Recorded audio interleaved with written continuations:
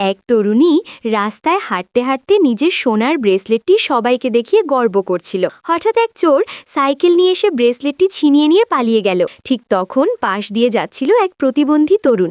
ঘটনাটা দেখে সে নিজের হাতে থাকা ব্রেসলেট থেকে একটি দানা খুলে ছুঁড়ে মারল। দানাটি সোজা গিয়ে চোরের বড় মুখে আঘাত করল। প্রবল আঘাতে চোর সঙ্গে সঙ্গে মাটিতে লুটিয়ে পড়ল। সবকিছু শেষ করে তরুণটি ব্রেসলেট ফিরিয়ে দিল মেয়েটির হাতে। তারপর সে ঘুরে চলে যেতে লাগলো, কিন্তু সে জানতো না এই মুহূর্ত থেকেই তার জীবনের ভাগ্য সম্পূর্ণ বদলে যাচ্ছে।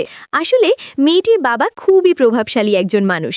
আন্ডারওয়ার্ল্ডে সবাই তাকে তিয়ানসি নামে চেনে। তিনি বহু বছর সাধনা করে একদিন পাহাড় থেকে নেমে এলেন। সেই দিন সমুদ্রনগরের সবচেয়ে ধনী ব্যক্তি তাকে অনুরোধ করে বললেন তিনি 10 বিলিয়ন টাকা, 10টি বিলাসবহুল জাহাজ এবং একটি দ্বীপ পর্যন্ত দিতে রাজি ছিলেন, শুধু তার প্রতিবন্ধী ছেলেকে সুস্থ করে দেওয়ার জন্য। কিন্তু এত বড় প্রস্তাবেও তিয়ানসি রাজি হলেন না। তিনি শুধু বললেন যদি সত্যি আন্তরিক হও তাহলে 3 বছর পর আবার আসবে। কিন্তু এখন পরিস্থিতি বদলে গেছে। ধনীর সেই ছেলে আজ মেয়েটির বাবার দেওয়া ব্রেসলেটটি উদ্ধার করতে সাহায্য করেছে। মেয়েটি কৃতজ্ঞ হয়ে তাকে ডাক দিয়ে এবং জিজ্ঞেস করল তুমি কি এখনো অবিবাহিত? তারপর সে আরেকটা অদ্ভুত প্রশ্ন করল তুমি কি বাঁচতে চাও? প্রশ্নটা শুনে ছেলেটি অবাক হয়ে গেল। তার দাদু একবার বলেছিলেন যদি তুমি তিয়ানসির চিকিৎসা না পাও তবে আর কখনো দাঁড়াতে পারবে না, এমনকি পরিবারের উত্তরাধিকারীর জায়গাটাও তাকে অন্য কারো হাতে তুলে দিতে হবে। অন্যদিকে মেয়েটির জীবনেও বড় বিপর্যয় ঘটে গেছে। একদিন আগে তার বাবা তাকে নিয়ে গিয়ে হাতে নাতে ধরেছিলেন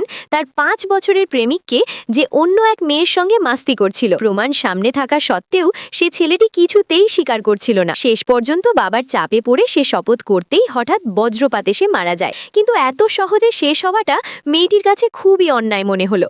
সে সিদ্ধান্ত নিল বাবাকে দিয়ে তাকে আবার জীবিত করাবে, যাতে সে নিজের ভুলের শাস্তি ঠিক মতো পায়। মেয়ের ইচ্ছা রাখতে গিয়ে বাবা বাধ্য হয়ে নিজের 10 বছরের সাধনার শক্তি ব্যবহার করে সাময়িকভাবে সেই প্রতারকের প্রাণ বাঁচালেন।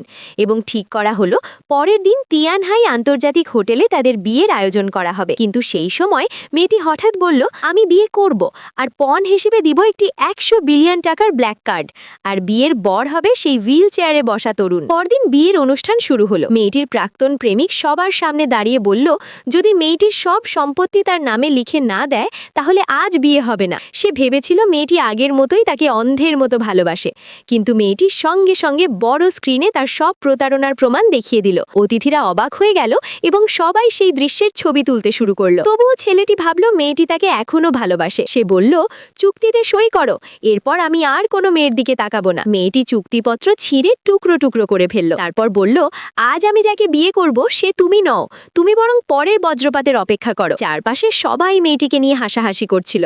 তারা ভাবছিল তাকে আর কে বিয়ে করবে। ঠিক তখনই সেই প্রতিবন্ধী ছেলে হুইল চেয়ারে বসে সবার সামনে এসে উপস্থিত হলো। সে শান্তভাবে বলল আমি তাকে বিয়ে করব।